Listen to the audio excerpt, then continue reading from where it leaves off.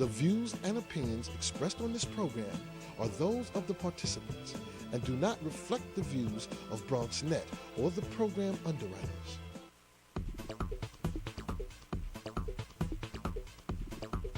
BronxNet.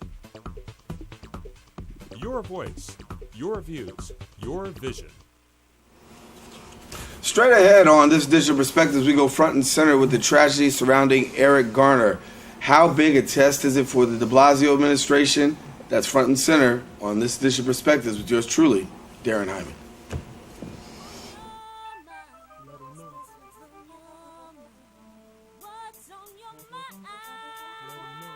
Anything relevant to life, you bring it to the table. Whether you make a move solo or a movement with a stable. No fables, you speak on your decisions. Cause in the long run, it's your voice, your views, your vision. Keeping it real with many messages for you to know. This ain't radio, but DJ runs the show.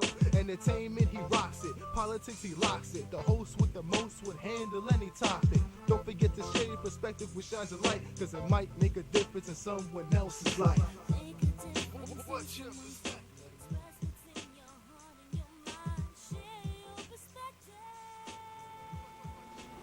Hello and welcome to another edition of Perspectives. I am Darren Hyman. New York City Mayor Bill de Blasio, in his campaign for running for mayor, talked about a tale of two cities, a New York divided, wanting to bridge the gap between one side of town, another side of town, one city, another city. He also talked about police reform, the fact that New York City needs police reform. Well, early in his mayoral administration, just months in, Mayor de Blasio has his first test. The death of Eric Garner, 43 years old, killed in an apparent chokehold by New York City Police Department. Questions still remain today. We're pleased to be joined by Joyce Johnson, who's here with us. And, she's always got the opinions and she's got her summer swag on. But, thank you for coming and sharing with us. And a very serious topic because New York is once again holding back. You can feel the tension. You can see it's a wait-and-see attitude. But a lot is really riding on what goes on. How big is this for Mayor de Blasio? I think it is huge. It is huge because of the Bloomberg administration. More folks thought he was wrong than right. Certainly we didn't feel like we had an advocate with respect to this issue. And now we have one. We have one who just was formerly the public advocate, now the mayor. Very, very, very progressive. But this is on the heels of a pattern and practice that has been historic since Eleanor in the Bronx. Amadou Diallo was just 14 years ago. The Mothers Against Police Brutality, Amadou Diallo's mother and others, just in May, rallied on the continuation, and here we have front and center a major issue of policing practices and brutality, excessive force. And what I'm so happy about, happy and sad, but there was someone who was there to actually tape the entire incident, because I don't know where it might have gone had that tape, front and center for the world to see, had not been made available to the police, the press, and all. So it is a huge test. And image for New York, given the fact that you see this tape, you see the police officers involved, you see the death of Eric Garner right before our eyes. What does this do for the image of New York, even without having all the concrete facts? It is not a good image, and I think Commissioner Bratton's first statements were somewhat neutral, if you will. And I think the outcry, and the outcry over the imagery, troubling is a light statement compared to what I think most people feel. And so my comments around this is one time I'm absolutely clear that I am in the majority, and that visceral reaction to abuse, the chokehold. But finally, one police officer was holding down his head. He was clearly down on the ground, pushing his head into the concrete. Another visceral reaction is standing around just looking at I will call the body because we don't know what had happened by then, and all in EMS. This is a dispassionate regard for human life in my mind. That's my reaction, and I dare say it might be the reaction of many others. Because, you know, the words on Facebook and the social media and just in casual conversation was how very, very troubling. But, you know, this time we had the benefit of the tape to see, you know, the scene in action. I think the thing that also troubles me, though, is also the other kind of reaction. Because while there's a sentiment of people who are outraged and literally outraged about this whole thing, you have another sentiment of people who I've watched give interviews, police department, I guess former police officers, Why didn't he just cooperate? Why didn't he just do this? And it's almost pro-police, and you see... It's blaming the victim. Right. It is absolutely blaming the victim. What we have to remember, and the police must certainly remember, as public officials or public servants, so are they. There is a consistent pattern of not giving the benefit of the doubt. They're not giving the benefit of the doubt to a person of color. I'll say it flat out. Why did not he cooperate? It seems to me, as we've heard the background, that this is the 13th time on Petty, you know, sales of our cigarettes, and that is absolutely against the law.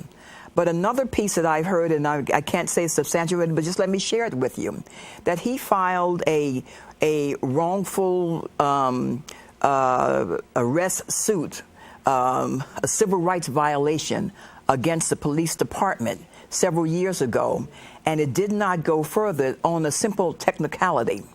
Now, and what he, in my mind's eye, what he was saying as he was talking, I was listening to it, he was saying, like, yet again, I'm not doing anything. I'm not doing anything. So it makes me believe, and maybe because we've seen this before, here's someone who's known to the police, who has challenged them, and so you're a target. And Let's be real clear. And profiled, personal profiled. 13 times, personal profile. And so cooperate. Why, you know, cooperate in the face of what? I've done nothing wrong? Well, the other thing that's being said that hasn't been really coming all the way out yet because we're dealing with so many other issues is the whole reason for the arrest. You have people who say, I was physically there. I saw him actually break up a fight. It had nothing to do with the illegal cigarettes, as the police report contends. That's the rationale for the targeting. Someone who's known to have challenged, someone who does have an arrest record, but known to have challenged. And we've heard other incidents like this. I think Police Commissioner Bratton, in his press conference yesterday, he mentioned that he was going to do a review then of over 1,000 or more, 1,000 and more complaints of faulty arrests, excessive force. Now, you know, he's right about training, and this does a disservice to those 98% or whatever the good number is of police officers who are upstanding, do their job well. But there is clearly a group who are untrained, unwilling to, and have practiced these things for a long time. So Eric Garner is not by himself. There's now 1,000 plus, and Bratton is saying now he's going to review, you know, these complaints. There's a systemic problem in the New York City Police Department. Yeah, I was a little bit concerned with some of the press conferences, initial comments on the day of the press conference, because it almost seemed as though he was setting the stage for why this had to occur. When you heard the situations being said of in this area by the Staten Island Ferry, we've been receiving numerous complaints about quality of life issues. Business owners have called in talking about this, so substantiating the claim that if this is the illegal sale of cigarettes, that this is something that the neighborhood called in, and we were just responding to the neighborhood's cry for what actually is, when the possibility really suggests, and what facts are coming out is that might have been the case, but this wasn't the case. Exactly. Or more to that, if that was the case, to end up in his death is an affront. It's murder. It is an affront. Now, that is excessive beyond whatever. So I don't want to believe if I am illegally parked and get a ticket, or jaywalk and get a ticket, I don't want to believe that there's a probability that I may be taken down by more than one police officer, or if I believe that I am right and have the respectful right to challenge and to question, then that I will be taken down in a chokehold, pummeled to the floor, face pressed down against concrete for what is a minor offense. I will take my ticket, I will take my punishment, I will go to court, but I don't think I deserve to be killed in the process because of excessive force. And you hear him clearly say, I can't breathe.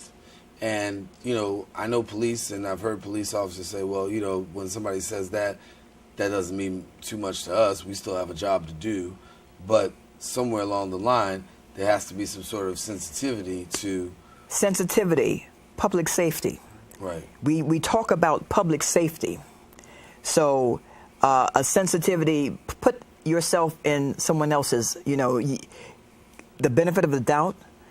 If, you can't breathe there's not a person I know in a gut reaction, human reaction, whatever, just saying, I don't care whether you can do your job without someone complaining. His head was down. He could not breathe. His body was coming. He had 5 officers. He was not moving. There was no kicking and trying to get back up again. Right. There was no resistance. So there was none of that. And to your point, well, we're here, folks, saying he should have cooperated. Disproportionately, for all these many years, as you know, with the stop and frisk, you've heard these things. I mean, we've heard it anecdotally. I've seen it. I have felt, somewhat present. My daughter was in Central Park with her fiance, looking at a site to have their wedding in the Greens, and all of a sudden rolled up 2 scooter police, wanted to know why they were there. Now, she's my daughter, and I know who she is. She took an affront to that. She said there's nothing. She looks and acts like me. Mm-hmm. There is nothing about her demeanor nor her fiance, but that notion. And so you don't know how we all feel until you have walked in our shoes. There's some over 600,000 stop and frisk, folks, and others who have participated or seen it or heard of it through family and things like that. I want to come back and talk a little bit about New York City Police Commissioner William Bratton. He's the topic of conversation coming up next on Perspectives right after the break.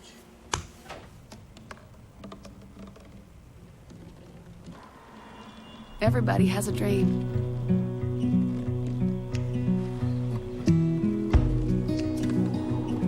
Mine was to see the ocean. And with a little help, I made it.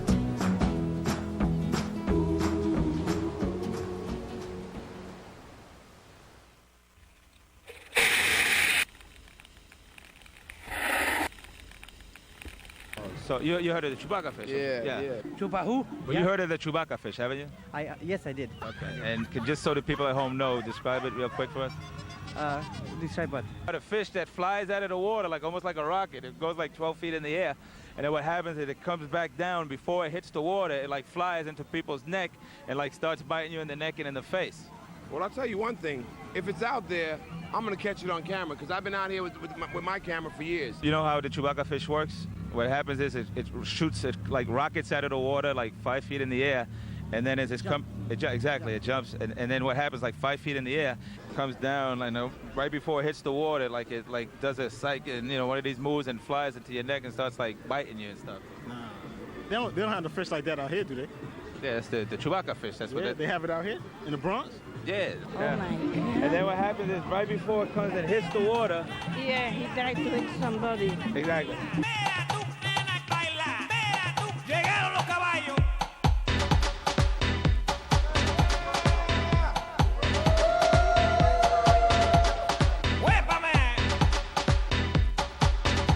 Mira, yo te vi con ese teléfono.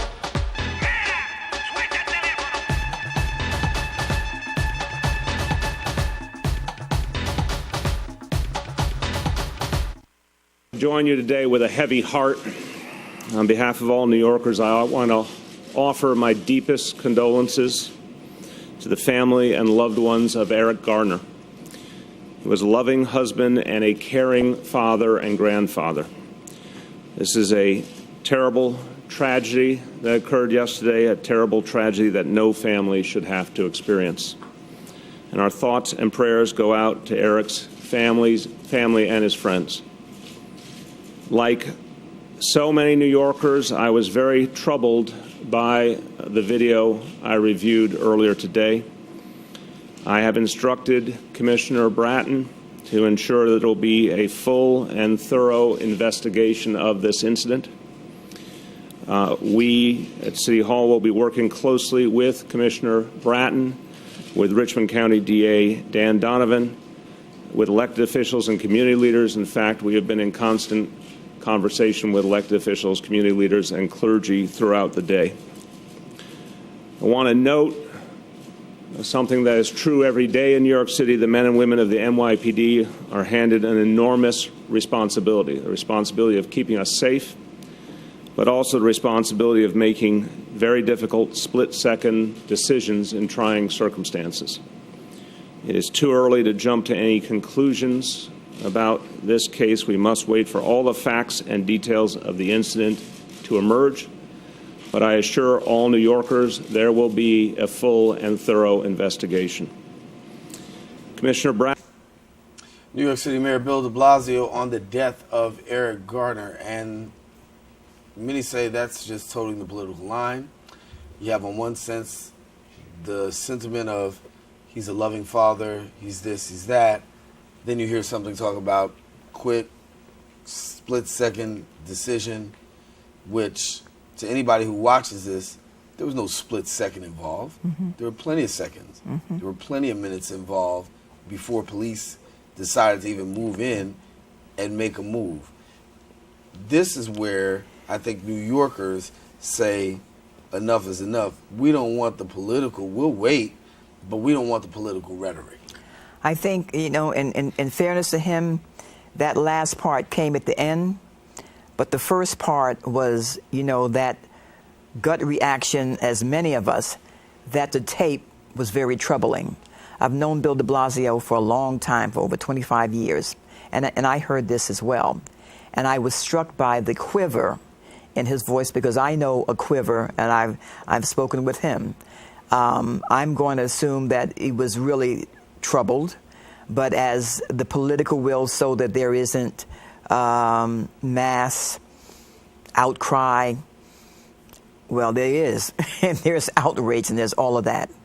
But on the heels of that comment, I think Bratton, I won't say it was taken to task, but that he's calling for a complete overhaul, and that inviting all of the inspector generals and others, the law enforcement at all levels into this business as it should be. I'll say this: the jury is out, and his administration, the success of his administration, in large part will hinge on this very, very troubling act. I want to talk about. We started talking about Mayor de Blasio when we first started, and what this means for him. Yeah. I want to talk also about what it means for Police Commissioner William Bratton, because New Yorkers were very skeptical when the mayor picked Commissioner Bratton, who stop and frisk really worked under. Yeah. And now to have this incident, with all fairness to Commissioner Bratton, this is something that happens on his watch. Yeah. It's not something he's instituting, but yet and still have to deal with this, and New Yorkers looking for a different result. If there is no different result, what do you think this will do for Commissioner Bratton? He should be a goner, and I'm going to believe that he will be. And I think your point, it is happening on his watch. Sometimes you come into this, he's 7 months into this, and then he gets a chance to see what really truly might be happening in New York. He's going along and implementing some things, but a tragedy of this proportion then makes him stop to think what is going on elsewhere. So I was encouraged when it says, unilaterally, everybody in this department needs to be trained. I was encouraged when he said, and I listened to the small things, we're going to go back and review these charges of excessive force, because maybe there are bad actors who consistently are, the same as it was Bratton who said, X number of people, 10% of the population commit X number, the largest percent of the crimes. There may be that bad actor element that they have got to do something about. And that raises another question, that in each of the cases of excessive force, police brutality, it went to a civil case or a trial, and the officers were acquitted. And so they kept their jobs. Where are we in employment anywhere where you have to commit a felony or be convicted before you are dismissed? Mm-hmm. You are dismissed for bad behavior, poor conduct, not following the rules, and nowhere in there is that. So that's an issue that the council and the mayor, have to address. Well, you have to deal with the police union, and the police union coming quickly to the defense of its officers. As they always do. Right? When have they not? Saying that it's a knee-jerk reaction. And I think that when you look at that perspective, the police department never comes out and says, or Police Benevolent Association never comes out. I've never heard Stephen Lynch come out and say from the beginning, oh yeah, no, we hear this is a quick knee-jerk reaction, this and that. And I understand you have to tote the union line once in a while, but all the time, I think that's the indictment. I think that, because they're always the first to make a statement, I think that contributes to the public disgust, public concern about fairness. And you are absolutely right. You just had someone said, well, why didn't he, cooperate? Why didn't Patrick Lynch come out and said, well, we're going to fully cooperate? We stand firm with our brothers, but before you come out and say there's absolutely no wrong, this is the right way to do it. Right. He in particular contributes to a lot of this because he's the spokesperson for the NYPD in terms of our union, and I think he does them a disservice. Hearing those very comments, it's always and we are charged then for being on the other side. If you have one side to say no, this everything is cool, and in the face of everyone's visceral reaction, like wow, Bill de Blasio's voice was quivering. He said, "I saw the tape." We've all seen the tape, and our visceral reaction was, I won't say what I want to say, but let me say, So the PBAs creates that, right? They've never not come out neutral to say, in the interest of public safety and all, for the city of New York. It is absolutely party line. And you ask the question, so the average New Yorker, this is what somebody says, now the whole week is played out. Here you are chasing a guy now for quote-unquote illegal cigarette sales.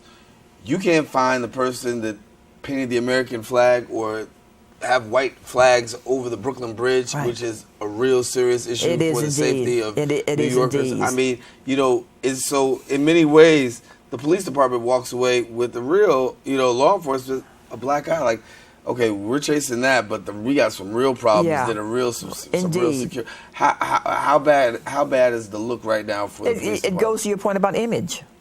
It flies in the face of, we are neutral. It is not about race. It is not about, profiling. There's someone who's a bad actor. I go back to the point, I think, that he had a target on his head because he challenged the police department, and they do have the right to then stop, and as they did, stop and frisk, and and he kept saying, like I said, and to your point, the fellows broke up a fight.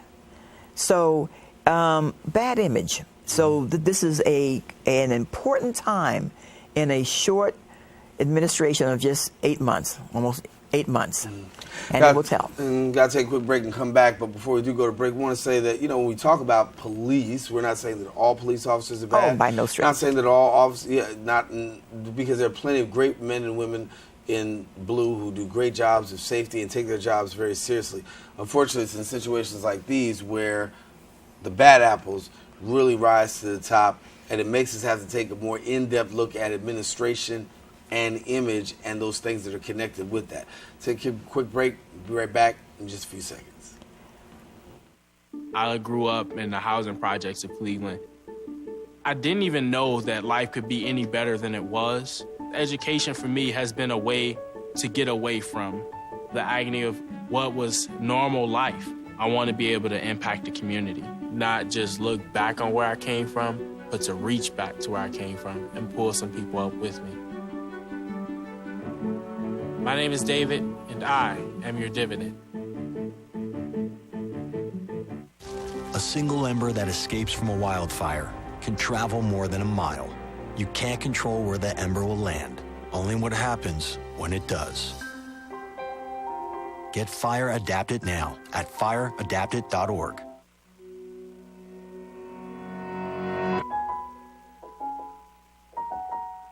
For those dealing with the struggles of caring for a loved one, we hear you. Visit aarp.org/caregiving for advice and support. Back here on Perspectives, Darren Hyman here with you, continuing our final comments with Joyce. So, from your perspective, where do you see how do you see the rest of this playing out? I think it will go the full course of investigations. I think the public is you always say go to the videotape. I think the evidence is stacked against the process, the actions of the police that will remain to be seen. I think there are a number of entities who are in this, not just NYPD, a new Inspector General, and many others. So I think there will be some fair resolve, but I think the larger issue is, and for Bratton and certainly for the mayor, and to your point, this is a tremendous NYPD. I have great confidence in 98%. But the 2% that may be the bad actors, they need to be rooted out. And they need to be rooted out before they commit what is murder or a felony to which oftentimes they are found innocent and go back to the desk, go back to the street to continue. So it is, I am very hopeful that the appropriate outcome will be forthcoming. And that Bratton himself mentioned that he was confident there were going to be civil suits, maybe the Justice Department. You know, if you saw his press conference yesterday, he almost said, "We're waiting for all this to come down the pipe because I'm confident it will happen." It will. And when you almost predicted the Justice Department is going to be in there from a law enforcement standpoint, that's saying that something is up. Yeah, and we'll continue to watch that. There's concern. We'll continue to bring you more. Joyce, thank you so much for coming. I'm always happy to do this. Thank you. Joyce Sorry Johnson. On this kind of occasion. Yeah, truly indeed. But we want to keep our viewers up to date with what is going on and really to bring perspective to this. Unfortunately, you only get the opportunity to talk for a few minutes on certain segments and of news media or be able to share a couple of comments and news bites, but here at Perspectives, we're able to go in depth. And we're going to continue to follow the death of Eric Garner. It is something that people here in the Bronx hold very near and dear, given the fact of as many questionable police involved deaths. People in the Bronx are front and center at the forefront. And we want to make sure that you have the opportunity to hear, share your perspective, and really be able to vent and give us information that we can pass on to the wider population. Thank you for joining us on this edition of Perspectives. I'm Darren Hyman. As always, we encourage you to stay safe, share your perspective with somebody else,